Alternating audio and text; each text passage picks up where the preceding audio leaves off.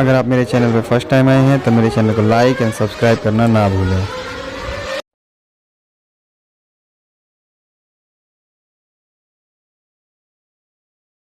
Exhaust system क्या काम करता है? हमारे इंजन के अंदर जो फ्यूल को हम बर्न करते हैं, उस फ्यूल के अंदर जो हार्मफुल गैसेस हैं उसको कम करना, जो गैसेस जली हैं उसको एटमॉस्फेयर तक पहुंचाना विदाउट एनी नॉइस। तो चलिए आइए इसके इंट्रोडक्शन पे पहले नज़र डालते हैं। इंट्रोडक्शन क्या कहता है? In exhaust stroke burn fuel exit to the cylinder and going to the atmosphere. जो हमारा फ्यूल एग्जॉस्ट स्ट्रोक से सिलेंडर के द्वारा बाहर निकाला जा रहा है उसको हम एटमॉस्फेयर में भेजते हैं।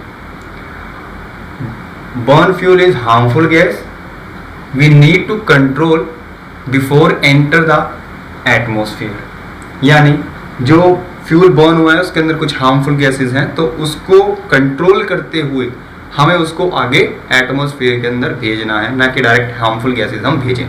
उसे कंट्रोल करना है फिर उसको एटमॉस्फेयर में भेजना है, ताकि prevent and damage to environment, यानी हमारे वातावरण को सुरक्षित रखा जा सके और इसके डैमेज को कम से कम होने से, ताकि ये जो गैसेस निकलें ये हमारे एटमॉस्फेयर को डैमेज बिल्कुल भी ना करें। तो ये था हमारा शॉर्ट इंट्रोडक्शन। अब बात करेंगे फंक्शनैलिटी का। तो सबसे पहले कैरी एग्जॉस्ट गैसेस, यानी अगर मल्टी सिलेंडर इंजन है तो वो एग्जॉस्ट गैस को पहले एक जगह इकट्ठा करना, एक वे में इकट्ठा करना। अगर मान लीजिए 12 सिलेंडर है तो एक मैनिफोल्ड लगा होगा जो सभी गैसेस को एक जगह इकट्ठा करे। Then reduce the harmful gas, harmful gases को कम किया जाए। थर्ड, रिड्यूस द नॉइज, क्योंकि जब एग्जॉस्ट स्ट्रोक होता है तो उस समय जो गैसेस होती हैं वो बहुत ज़्यादा स्पीड से बाहर आती हैं, और स्पीड से बाहर आने की वजह से उसमें अपना एक पर्टिकुलर वॉइस होता है, एक नॉइज़ होती है, बहुत ज़्यादा नॉइज़ होती है, इरिटेटिंग नॉइज़। उसको रिड्यूस करना भी ज़रूरी है। चलिए आइए इसके कंपोनेंट्स की बात कर लेते हैं। ये एक इंजन की तस्वीर है, वॉल्स, पिस्टन, क्रैंकशाफ्ट, यहाँ पर inlet manifold, exhaust manifold, O2 sensor, catalytic converter, adjusting joint, muffler and resonator, finally tailpipe. तो एयर फ्यूल का मिश्रण इसके अंदर जाएगा, पावर स्ट्रोक में ब्लास्ट होगा, एग्जॉस्ट स्ट्रोक में वो जला हुआ अनबर्न फ्यूल या जला हुआ गैस, हमारा एग्जॉस्ट गैस, वो इस वॉल्व के खुलने के बाद आगे जाएगा। तो एग्जॉस्ट मैनिफोल्ड क्या करेगा? सभी सिलेंडर से जो एग्जॉस्ट गैसेस है उनको एक वे में कन्वर्ट करेगा, और देन उसके बाद लगा हुआ है हमारा O2 sensor. O2 sensor ECM को ये बताएगा कि ऑक्सीजन की मात्रा कितनी है, जिससे ECM को ये मालूम चलेगा कि जो एयर फ्यूल का मिश्रण पहले बना करके इसमें डाला गया है क्या वो कैसा है, क्या उसमें चेंज करने की रिक्वायरमेंट है। अगर ऐसा होता है तो वो कमांड करके एयर फ्यूल के मिश्रण को चेंज करवाएगा। यानी हम ये कह सकते हैं पहला सेंसर जो है वो एयर फ्यूल के मिश्रण को बनवाने में हेल्प करता है। इसके बाद जब यही गैस आगे ट्रैवल होगी तो आएगा हमारा कैटालिटिक कन्वर्टर। कैटालिटिक कन्वर्टर क्या करेगा? हमारे जो हार्मफुल गैसेज हैं उनको हार्मलेस करेगा। और आगे एक और O2 सेंसर लगाया गया है, और ये भी अपनी एक रीडिंग पर्टिकुलर चेक करता रहेगा। अगर इन दोनों सेंसर्स के बीच बहुत अच्छा अंतर है तो इसका मतलब है आपका जो कैटालिटिक कन्वर्टर है वो सुपीरियर परफॉर्म कर रहा है, अच्छा परफॉर्म कर रहा है। लेकिन अगर सेम रीडिंग आ रहा है दोनों का तो इसका मतलब ये है कि कैटालिटिक कन्वर्टर काम नहीं कर रहा है। देन आगे आते हैं एडजस्टिंग जॉइंट। तो आप ये पूरा जो मोड देख रहे हैं लेआउट इसमें, तो यहाँ पर जो इंजन है हमें मालूम है कि इंजन वाइब्रेट होता है। वाइब्रेट होगा जब आप गियर चेंज कर रहे होंगे, या फिर गाड़ी अगर रफ रोड पे चल रही है तो वाइब्रेशन इस पे होगी। अब वाइब्रेशन होगी तो ये पार्ट अलग हिल रहा होगा, ये पार्ट अलग हिल रहा होगा, और ये यहाँ से लेके यहाँ तक totally metallic point of view से जुड़ा हुआ है, बिल्कुल मेटल्स के थ्रू जुड़ा हुआ है। तो यहाँ हम मेटलिक एडजस्टिंग जॉइंट का इस्तेमाल करते हैं जो स्प्रिंग के द्वारा लोडेड रहती है, जिससे ताकि इसके बीच में अगर कुछ स्ट्रेस आना है, थोड़ा सा अगर ये हिलना चाहता है तो ये एडजस्ट कर पाए। देन इसके बाद आता है हमारा मफलर। मफलर क्या करेगा? हैवी जो नॉइज आ रही है, वेव फॉर्म्स आ रही हैं, उनको ख़त्म करने का काम करेगा। इसके बाद हमारा रेजोनेटर। मफलर के काम करने के बाद भी कुछ हद तक नॉइज रह जाता है, उसको फाइनली बिल्कुल ही ख़त्म करने के लिए और कम करने के लिए हम रेजोनेटर का इस्तेमाल करते हैं। इस रेजोनेटर को साइलेंसर भी बोला जाता है। और लास्ट में हमारा टेल पाइप, जहाँ से हमारी एग्जॉस्ट गैसेज जो होती हैं वो एटमॉस्फेयर में पहुँच जाती हैं।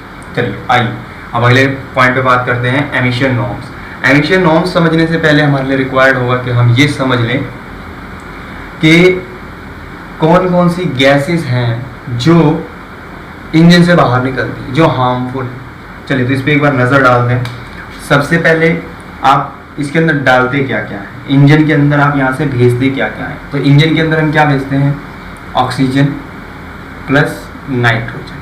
देखिए एटमॉस्फेयर में नाइट्रोजन और ऑक्सीजन दोनों हैं, ये आपकी 21% है, ये आपकी 79 समथिंग परसेंटेज है। तो यानी जब आप एयर भेजते हो तो उसमें नाइट्रोजन और ऑक्सीजन दोनों की मात्रा होती है। तो ये तो हो गया हमारा एयर। इसके बाद आता है हमारा फ्यूल। फ्यूल जो होता है CH का कॉम्बिनेशन होता है, कार्बन और हाइड्रोजन का। तो इसके नंबर्स कम या ज़्यादा हो सकते हैं। तो फाइनली ये दो चीज़ें होती हैं। और एक होता है चिंगारी या स्पार्क, उसमें कोई गैस नहीं होता है। तो इन चीज़ों से ये हमें क्लियरिफाई होता है। तो अब इनका कॉम्पोजिशन जो है different kinds of harmful gases को क्रिएट करता है, जैसे CO यानी कार्बन मोनोऑक्साइड, यानी यहाँ का कार्बन और यहाँ का ऑक्सीजन एक दूसरे के साथ जुड़ जाएगा तो ये हमारे कार्बन मोनोऑक्साइड गैस क्रिएट कर सकता है। इसके बाद HC यानी हाइड्रोकार्बन। देखिए यहाँ पर हाइड्रोजन हमारे पास अवेलेबल है और कार्बन, अगर इसका कॉम्पोजिशन बदल जाए तो हाइड्रोकार्बन क्रिएट कर सकता है। नॉक्स, तो नाइट्रोजन हमने ऑलरेडी इसके अंदर डाला था और ऑक्सीजन भी हमने सिलेंडर के अंदर डाला था। तो अगर ये दोनों एक दूसरे के साथ मिक्स हो जाए तो नाइट्रोजन के द्वारा हम नॉक्स गैसेस बन सकती हैं। तो अब ये देखते हैं कि ये अगर गैस ह्यूमन के टच में आती है या एटमॉस्फेयर के टच में आती है तो कैसे कैसे नुकसान पैदा कर सकती है। आइए first look, carbon monoxide. Carbon monoxide colourless gas है, इसका अपना कोई कलर नहीं है, ब्लू ब्लैक या रेड किसी प्रकार का कोई कलर नहीं है। टेस्टलेस है, कोई स्मेल में आपको रियलाइज नहीं होगी। इसके अंदर एक कैपेसिटी ये है कि अगर ये इंसानी शरीर में गया तो करेगा क्या कि जो ब्लड के अंदर की जो ऑक्सीजन है ये उसको सोख लेगा और अगर ऐसा हुआ तो ह्यूमन की डेथ हो सकती है। जना 4 पॉइंट। तो ये गैस बहुत ज़्यादा हार्मफुल है ह्यूमंस के लिए। इसके बाद हम बात करेंगे हाइड्रोकार्बन।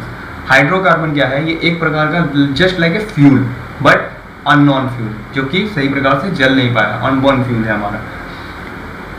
इसके द्वारा अगर ये गैस डायरेक्ट हमारे बॉडी के अंदर जाती है तो कैंसर का कारण बन सकती है। इसलिए ये गैस बहुत ज़्यादा हार्मफुल है। Harmful for ozone. हमारे पृथ्वी के, हमारी जो पृथ्वी है इसके चारों तरफ एक एटमॉस्फेयर है, एक ओजोन परत बनी हुई है जो सूरज के द्वारा जो हार्मफुल रेडिएशंस हैं उसको आने से रोकती है। लेकिन ये गैस क्या करती है, ओजोन परत की उस लेयर को काटने की कोशिश करती है और ऐसा होने पर वो सूरज से जो आने वाले रेडिएशन, हार्मफुल रेडिएशन है वो धरती तक पहुंच सकती है, जिसके कारण हमारे वेदर का टेम्परेचर चेंज आ सकता है। तो इसलिए ओजोन परत को नुकसान ना हो तो ये वाली गैस भी प्रोड्यूस नहीं होनी चाहिए। ये भी एक प्रकार से हार्मफुल गैसेज में आती है। अब फाइनली नाइट्रोजन ऑक्साइड की बात करेंगे यानी नॉक्स की। ये गैस डैमेज कर सकती है इंसान के लंग्स को, फेफड़ों को। और अगर नाइट्रोजन ऑक्साइड अगर वाटर कंटेंट के साथ मिक्स होता है तो ये एक एसिड का भी रूप ले सकता है। थर्ड, हार्मफुल फॉर ओजोन परत। ओजोन परत के अपर एंड लोअर साइड भी परत होती है जो ओजोन को प्रोटेक्ट करती है, ये उनको नुकसान पहुंचाती है। तो फाइनली ये 3 ऐसी हार्मफुल गैसेज हैं जो आपके सिलेंडर से बाहर निकलती हैं, यहाँ से जो बाहर निकलती हैं, यानी सॉरी यहाँ से तो नहीं क्योंकि तो टेल पाइप है, क्योंकि हमने सारा अरेंजमेंट लगाया है एग्जॉस्ट मैनिफोल्ड तक, HC, CO और नॉक्स। तो ये गैसेस जो हैं ये हार्मफुल हैं। और आगे जाने के बाद जब हम फाइनली बात करते हैं कि यहाँ से निकलना क्या चाहिए, तो यहाँ से निकलता है CO2, N2 एंड H2O, यानी कार्बन डाइऑक्साइड, नाइट्रोजन और वाटर। तो एमिशन नॉर्म्स हैं, ये बेसिकली पोल्यूशन को कंट्रोल करने के लिए आया और ये स्टार्टिंग में आया सबसे पहले 2000 में BS1, सिर्फ BS नाम से आया, 1 नाम से नहीं, सिर्फ BS नाम से आया था। और इसमें कुछ शेड्यूल्स फिक्स किए गए कि आपका जो इंजन है उससे एटमॉस्फेयर के अंदर कौन कौन सी गैसेस निकलनी चाहिए। तो पैरामीटर्स रखे गए कि CO, HC, NOx, HC plus NOx plus PM यानी पर्टिकुलर मैटर। तो आखिरकार ये कितने निकलने चाहिए, इसके अकॉर्डिंग स्टेज बाय स्टेज इसको बदला गया। तो आज हम बात करेंगे BS थर्ड से। और पहले समझते हैं कि सबसे पहले कब आया। तो 2000 के अंदर फर्स्ट आया, 2005 में, यानी हर 5 साल के बाद स्टेज बदल जा रही है। BS2, BS का मतलब है भारत स्टेज। 2000 में भारत स्टेज फर्स्ट, 2005 में भारत स्टेज 2, 2010 में भारत स्टेज 3 और 2015 में भारत स्टेज 4 आया। लेकिन इसके बाद एटमॉस्फेरिक कंडीशंस को देखते हुए ये फैसला लिया गया कि BS 5 लाना पड़ेगा हमें, लेकिन उसके लिए समय नहीं था इतना, और ऑटोमोबाइल इंडस्ट्री भी इसके लिए तैयार नहीं थी। इसीलिए ये तैयारी की गई कि BS 6 यानी भारत स्टेज 6 आएगा आपका 2020 के अंदर, और ये चीज़ आज के टाइम में लागू हो चुकी है। क्यों लाना पड़ा डायरेक्ट BS 6? क्योंकि जो पोल्यूशन कंडीशन थी वो बहुत ज़्यादा बेकार होती चली जा रही थी डे बाय डे, तो डायरेक्ट हमें 5 से 6 के ऊपर आना पड़ा। और ये जितने भी BS आए ये सभी आए हैं स्टार्टिंग से ही अप्रैल में। यानी अगर मैं बोलूँ कि अप्रैल 2000, अप्रैल 2005, अप्रैल 2010, तो इस तरीके से सेगमेंट चला। जो सिस्टम है उसके नॉर्म्स की बात करते हैं। तो यहाँ पर जितनी भी चीज़ें आप देख रहे हैं ये सभी ग्राम पर किलोमीटर है, यानी कितने किलोमीटर के बाद कितने ग्राम कौन सी जो गैस है वो प्रोड्यूस होनी चाहिए, एटमॉस्फेयर के अंदर जानी चाहिए। उससे अधिक अगर जाएगी तो इसका मतलब ये है कि वो उस नॉर्म्स को पूरा नहीं कर रहा है। तो या तो उस गाड़ी को डैमेज कर दिया जाए, उस इंजन को डैमेज कर दिया जाए, या उसमें कुछ सुधार किया जाए। अदरवाइज ये नॉर्म्स अगर फॉलो नहीं होते हैं तो पॉल्यूशन क्लियर नहीं होता, जिसके कारण हमारे चलान्स भी कटते हैं। चलिए बात करते हैं BS 3 में क्या हुआ। पेट्रोल इंजन के अंदर CO की मात्रा 2.3 ग्राम रखी गई, HC की मात्रा 0.20 रखी गई, NOx की मात्रा 0.15 रखा गया, और HC और NOx को इसमें नहीं इंक्लूड किया गया, और PM यानी पर्टिकुलर मैटर को भी इंक्लूडेड नहीं किया गया था। BS 4 आने के बाद CO की मात्रा 1.0 कर दी गई, HC की मात्रा 0.10 कर दिया गया, NOx की मात्रा 0.08 कर दिया गया, HC कुछ भी नहीं और PM भी कुछ भी नहीं। यानी उस समय BS 3, BS 4 तक इन चीज़ों पर ध्यान नहीं दिया जा रहा था। अब आगे आते हैं BS 6 में क्या हुआ पेट्रोल वर्जन के अंदर।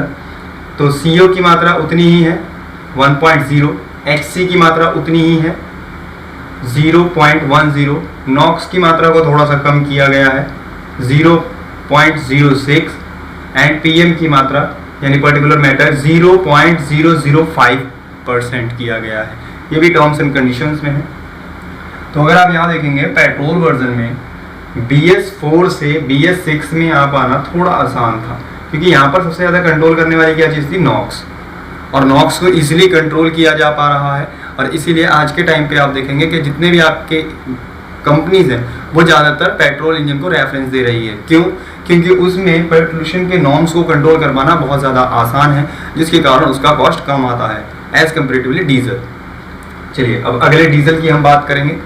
BS 3 में कार्बन की मात्रा 0.64 रखी गई, और HC को इसमें इंक्लूड नहीं किया गया है। NOx की बात कर लें तो NOx है 0.50, HC प्लस NOx यानी ये HC और NOx दोनों का कंबाइंड लेवल है। तो आप इसके घटा करके इनकी वैल्यू को, इसकी HC की वैल्यू भी निकाल सकते हैं। यहाँ पर NOx HC और NOx की टोटल वैल्यू होती है 0.56 और PM 0.05 था। तो इसके बाद पोल्यूशन की कंडीशंस बदली और इस स्टेज को बढ़ाना पड़ा। जब स्टेज जैसे जैसे देखेंगे आप स्टेज बढ़ रहा है, पोल्यूशन का लेवल डाउन हो रहा है। ये क्वेश्चंस कई बार पूछे जाते हैं कि यदि पोल्यूशन का लेवल कम हो रहा है तो स्टेजेस क्या हो रही होंगी, भारत स्टेज बढ़ रहा होगा या घट रहा होगा। तो इन टॉपिक से रिलेटेड ही क्वेश्चंस पूछे जाते हैं। आइए अब बात करते हैं BS 4 में। BS 4 में 0.50 CO रखा गया, NOx 0.25 रखा गया, HC और NOx 0.30 रखा गया। अगर इसको हम लेस करेंगे ना तो इसका वैल्यू हमें यहाँ मिल जाएगा। PM जो है, अब देखिए पहले क्या था 0.5 था, 0.05 था, अब इसको घटा करके 0.025 कर दिया गया, यानी और भी कम कर दिया गया है पर्टिकुलर मैटर्स को। डीजल में BS6, तो यहाँ पर HC को 50 ही रखा गया है जितना पहले था। नॉक्स जो है वो बहुत ज़्यादा हमें कम करने की ज़रूरत पड़ रही है, नॉक्स को घटाने की, और बहुत ज़्यादा हमें इसको घटाना पड़ रहा है। सेकेंडली HC की अगर हम बात कर लें, यानी सबसे ज़्यादा जो इफेक्ट आया है नॉक्स और HC पर आया है, बाकी ये दोनों चीज़ें लगभग सेम है। और डीजल गाड़ी के अंदर हाइड्रोकार्बन और नॉक्स को घटाने के लिए एग्जॉस्ट गैस सिस्टम के बाद अलग से ट्रीटमेंट मेथड लगाना पड़ता है, जिसके बाद ही ये टर्म्स तक हम पहुंच पाते हैं। और इसी के कारण हमारी गाड़ी BS6 स्टेज की जो हमें मिलती है उसका कॉस्ट बढ़ जाता है। क्यों? क्योंकि एग्जॉस्ट गैस का जो एमिशन नॉर्म्स कंट्रोल करने के लिए जो मॉड्यूल्स, जो सिस्टम, जो पार्ट्स हम यूज़ करते हैं उसकी कॉस्ट ही बहुत ज़्यादा आती है।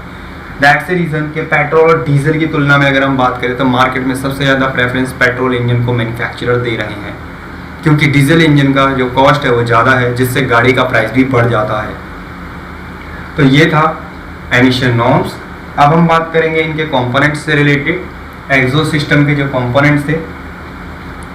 एग्जॉस्ट सिस्टम के कंपोनेंट्स में था हमारे पास एग्जॉस्ट मैनिफोल्ड लाइक दिस। इसके 4 पॉइंट्स हैं, चारों जगह से, यानी चारों सिलेंडर से एग्जॉस्ट गैसें इसके अंदर इन करेंगी और यहाँ से आउट करेंगी। और जस्ट इसी के पास यहाँ पर हमारा O2 सेंसर लगा हुआ होता है। तो पहले हम एग्जॉस्ट मैनिफोल्ड की बात करेंगे। एग्जॉस्ट मैनिफोल्ड जो है वो ज़्यादातर बना हुआ आता है कास्ट आयरन का, जो आसानी से आपको देखने को मिल जाएगा। लेकिन आज की डेट में स्टेनलेस स्टील का भी बनाया जाने लगा है, क्योंकि कास्ट आयरन का वजन बहुत ज़्यादा होता है और इसको लाइट वेट करने के लिए स्टेनलेस स्टील का भी उपयोग किया जाने लगा है। एग्जॉस्ट मैनिफोल्ड करता क्या है कि कई रास्तों से जो एग्जॉस्ट गैसेज आ रही हैं उनको एक रास्ते में डेवलप करना, मोर वे टू वन वे कन्वर्टेशन का काम हमारा एग्जॉस्ट मैनिफोल्ड करता है, यानी सभी सिलेंडर से जो एग्जॉस्ट गैसेस निकलती है उनको इकट्ठा करने का काम। देन इसके बाद O2 सेंसर, इधर फर्स्ट O2 सेंसर, ये कौन सा सेंसर है? फर्स्ट, पहले वाला, जो लगा हुआ है कहाँ पर? आपके एग्जॉस्ट मैनिफोल्ड के टेल पर, यानी सबसे लास्ट एंड पॉइंट पर, इस वाली जगह पर। और ये मेजर क्या करता है? मेजर करता है amount of oxygen presence in exhaust gases.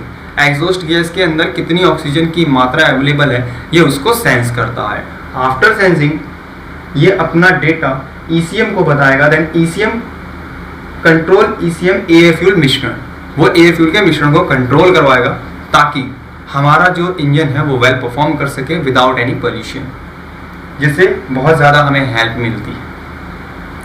इसके बाद हम बात करेंगे कैटालिटिक कन्वर्टर के बारे में कि जो कैटालिटिक कन्वर्टर है वो लगाया क्यों गया है। तो कैटालिटिक कन्वर्टर हमने लगाया है ताकि हार्मफुल गैस चेंज हो जाए, किसमें? हार्मलेस गैसेस में। ठीक है, कैटालिटिक कन्वर्टर का यूज किया जाता है हार्मफुल गैस को हार्मलेस गैसेस करने में, यानी हानिकारक गैसों को लाभदायक गैसेस में कन्वर्ट करने के लिए कैटालिटिक कन्वर्टर का उपयोग किया जाता है। Catalytic converter are 2 types, 2 way and 3 way. 2 way में HC और CO को कंट्रोल किया जाता है और ये टेक्नोलॉजी केवल डीजल में अवेलेबल होती है, यानी डीजल इंजन में ही आपको ये देखने को मिलेगा। इसके बाद 3 वे कैटालिटिक कन्वर्टर पेट्रोल में इस्तेमाल किया जाता है, जिसमें नॉक्स, CO और HC इन तीनों हार्मफुल गैसेस को कंट्रोल किया जाएगा। आइए इसके वर्किंग को समझते हैं। इसकी कंस्ट्रक्शन कुछ ऐसे है। एग्जॉस्ट गैसेस जो इन करती हैं और जो आउट करती हैं। यहाँ पर जो गैसेस इन करती हैं वो यहाँ पर लिखी गई हैं, जैसे HC, CO और नॉक्स। सबसे पहला जो चैम्बर इसके बाद कन्वर्टेशन के लिए आता है वो किससे बना हुआ है? हालांकि ज़्यादातर सेरेमिक मटेरियल का इस्तेमाल किया जाता है, बट उसके ऊपर एक लेयर होती है। जो लेयर होती है वो डिफरेंट काइंड ऑफ मेटल की होती है, वो समझते हैं। तो इसके ऊपर 2 लेयर का इस्तेमाल किया गया है, प्लेटिनियम और रोडियम। ये 2 मटेरियल इस्तेमाल किए गए हैं इसके ऊपर। तो रोडियम की जो मात्रा होती है इस पूरे कैटालिटिक कन्वर्टर में सबसे कम होती है, और इसकी मदद से, प्लेटिनियम और रोडियम की मदद से क्या होगा कि नॉक्स गैस को तोड़ा जाएगा।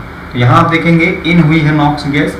नॉक्स गैस के अंदर एक ऑक्सीजन है और एक नाइट्रोजन है और एक नाइट्रोजन है और 2 ऑक्सीजन है। ऑक्सीजन की मात्रा और भी हो सकती है, 3, 4, 5 ऐसे और भी हो सकता है। तो इन हुआ नॉक्स, और आउट होगा तो क्या होगा, ऑक्सीजन के 2 मॉलिक्यूल्स आपस में मिले हुए होंगे, O2 बनाएंगे, और नाइट्रोजन यानी नाइट्रोजन के 2 चीज़ें मिली होंगी और वो नाइट्रोजन बनाएंगे। तो इस तरीके से ऑक्सीजन O के 2 वैल्यूज़ को जोड़ करके बना है, जबकि नाइट्रोजन 2 वैल्यूज़ को जोड़ करके बना है, और ये आगे मूव करेगा। यानी इस चैम्बर से ये जो नॉक्स था इसको ख़त्म किया जाएगा और आगे O2 और नाइट्रोजन में कन्वर्ट कर दिया जाएगा। तो फाइनली हमारे पास 4 स्टेजेस आ गई, HC, CO, nitrogen and oxygen. अब इसको आगे कन्वर्ट किया जाएगा। इसके लिए एक और यहाँ पर जो है हनी टाइप का पूरा जाल जैसा बनाया गया है जो इसमें लगा हुआ है, उसमें है प्लेटियम और प्लेडियम। प्लेडियम की मात्रा कम है। अब आप देखेंगे यहाँ पर भी प्लेटिनियम था, यहाँ पर भी प्लेटिनियम था, जिसे हम वाइट गोल्ड के नाम से जानते हैं। इसकी संख्या सबसे ज़्यादा है क्योंकि दोनों प्लेटों में यूज़ हो रहा है। इसकी संख्या कम है, इसकी संख्या कम है। इसमें बिल्कुल लेयर होती है पतली और ये बहुत ज़्यादा कॉस्टली होती है। चलिए आगे इसमें टॉपिक में समझते हैं। तो प्लेटिनियम और प्लेडियम ये दोनों मिलकर के करेंगे क्या कि आपकी HC और CO को कंट्रोल करेंगे। कैसे कंट्रोल करते हैं आइए यहाँ देखते हैं। जब इन होगा तो CO एंट्री करेगा, यहाँ से इसके बीच में CO एंट्री करेगा। इसके अंदर एक कार्बन का मॉलिक्यूल्स है और एक ऑक्सीजन है यानी O है। जब बाहर निकलेगा तो कार्बन तो एक ही रहेगा लेकिन ऑक्सीजन 2 हो जाएंगे, तो जिसके बाद हमारे पास कार्बन डाइऑक्साइड मिल जाएगी। चलिए इसके बाद हम बात करेंगे HC की। देखिए इसको ऑक्सीजन मिल कहाँ से जाएगा, ऑक्सीजन की क्वांटिटी हमारे पास है वो हमें मिल जाएगी। इसके बाद HC की बात करेंगे।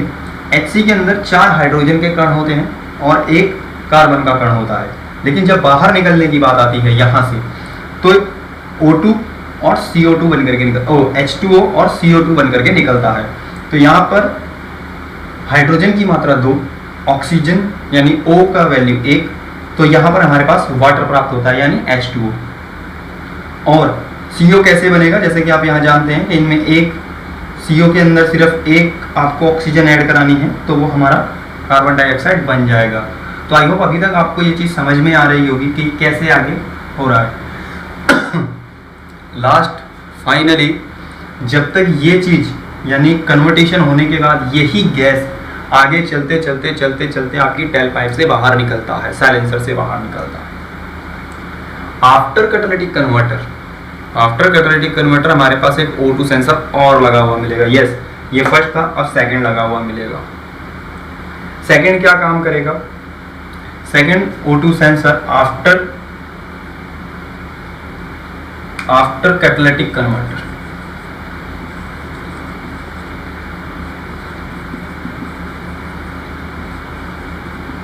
आफ्टर कैटालिटिक कन्वर्टर इसको इस्तेमाल किया गया है। ये करता क्या है, check the condition of catalytic converter. 2 sensor में लगा दिए, एक पहले और एक बाद में, जो एक दूसरे के साथ अपने डेटा के कंपैरिजन के थ्रू ECM को ये बताता रहेगा कि वाकई में आपका कैटालिटिक कन्वर्टर सही से काम कर रहा है या नहीं कर रहा है। तो क्या होता है, कैटालिटिक कन्वर्टर के बाद जो O2 सेंसर है उसके बाद हम इसका इस्तेमाल करते हैं। तो अब ये करता क्या है, जबकि हम ये जानते हैं कि हमारे सिलेंडर के अंदर जो पावर बन रही है वो मल्टी सिलेंडर होने की वजह से, जैसे हमारे 4 सिलेंडर है तो 1342 फायरिंग ऑर्डर के अनुसार बनेगा। तो जब इंजन से एग्जॉस्ट गैसेस निकलेंगी तो 1342 फायरिंग ऑर्डर में निकलेंगी। जैसे ये है 1 2 3 4 और यहाँ पर जाने के बाद ये सिंगल 1 हो जाता है। तो अगर यहाँ से निकलेगा तो क्या होगा, फर्स्ट पहले इसमें से निकलेगा जो इसके पास पहुँचेगा फर्स्ट, ठीक है। तो यहाँ पर यानी कि एक लेंथ बन जाएगी ऐसे, प्लस इसके अंदर क्या है, स्पीड है, ठीक है। तो यानी जो एग्जॉस्ट गैसेस निकल रही हैं उसकी अपनी पर्टिकुलर स्पीड है और एक साउंड है, उसके अंदर एक वेव फॉर्म छुपा हुआ है जो नज़र नहीं आ रहा बट अंदर है। तो वो वेव फॉर्म्स कुछ इस तरीके से इसके अंदर आएगा।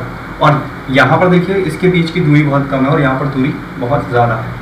तो सबसे पहले प्रिवेंट करेगा नॉइस को और long wave distance pitch make करेगा आपके वेव फॉर्म के बीच में। तो कैसे क्रिएट करेगा, जैसे मान लीजिए कि यहाँ पर ये वेव फॉर्म आई ऐसे टकराएंगी और जब टकराएंगी तो इससे होते हुए निकलने की कोशिश करेंगी, तो इससे भी बाहर आएगी और यहाँ से भी जाके इस दीवार से टकरा के वापस आएगी। तो इधर से तो जा रही थी, इधर से आने लग गई, तो दोनों टकराएंगे तो आपस में वेवफॉर्म खत्म होने लगेंगी। लेकिन यहाँ से अभी भी वेवफॉर्म आगे जा रही है, तो डिलीवर होगी दूसरे कंबस्ट चैम्बर के अंदर यहाँ से, फिर यहाँ से इस जगह पर। इससे क्या होगा, इसकी जो स्पीड है, जो स्पीड से आ रही थी आवाज़, इसकी वेव साउंड बहुत ज़्यादा था, वो अब डिस्टेंस क्रिएट कर लेगा with the help of muffler, और डिस्टेंस क्रिएट कर लेगा। एंड डिस्टेंस जब बढ़ जाएगा, डिस्टेंस क्रिएट कर लिया तो स्पीड भी ड्रॉप हो जाएगी, और स्पीड ड्रॉप हो गई तो नॉइस ऑल्सो कम हो जाएगी। इसके बाद लगा होता है हमारा रेजोनेटर, जिसे आम बोलचाल में हम साइलेंसर वर्ड इस्तेमाल करते हैं। दोनों में बहुत फ़र्क है, कुछ लोग इसको भी साइलेंसर बोलते हैं, जी नहीं, रेजोनेटर जो होता है वो साइलेंसर का काम करता है। ये क्या काम करेगा, low level of noise making, यानी आवाज़ को और भी कम करेगा। जो कम आवाज़ इससे अभी बची रह गई है मफलर से, उसको ये और ड्रॉप आउट करेगा। तो इससे बेनिफिट क्या होगा, after engine speed prevent noise, जब इंजन के आरपीएम को आप बढ़ाएंगे तो ये रेजोनेटर क्या करेगा, आवाज़ को कम ही रखेगा। अगर मान लीजिए आपने ये रेजोनेटर नहीं लगाया, केवल मफलर लगाया, तो जब आप एक्सीलरेशन देंगे तो जरूर साउंड क्रिएट होगा। तो उसको देखते हुए रेजोनेटर इंपॉर्टेंट है, क्योंकि जब आप गाड़ी चलाएंगे तो आइडल स्पीड पे तो नहीं चलाएंगे, आइडल स्पीड पे तो यहाँ तक ठीक है, लेकिन जब आप एक्सीलरेटर देंगे तो डेफिनेटली रेजोनेटर की आवश्यकता पड़ेगी, क्योंकि नॉइस आता है।